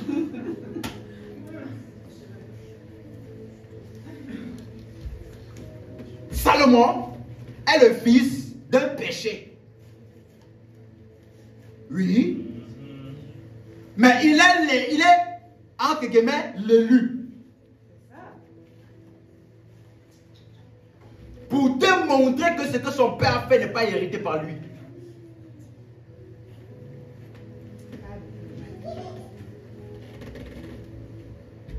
Amen. Amen. Dis-le moi, je suis héritier de la promesse de la vie éternelle accomplie par l'œuvre de Jésus-Christ. Et je l'ai reçu par la foi. Le péché d'Adam n'est pas arrivé jusqu'à moi. J'ai la justification par la foi en l'œuvre de Jésus. C'est de ça que je suis héritier. Dis, j'ai la vie éternelle. J'ai la vie éternelle. J'ai la vie éternelle. Et je suis dans l'abondance. Dis avec moi, la vie éternelle a été abondamment, en surplus, au-delà, répandu en moi et à travers moi. Et je déclare que cette vie éternelle affectera encore plusieurs par ma vie. Je suis un instrument de la propagation de l'œuvre de Christ et non pas de la propagation du péché d'Adam. J'ai la vie éternelle et je suis par la capacité de Dieu ministre de la nouvelle alliance. Au nom de Jésus. Dis amen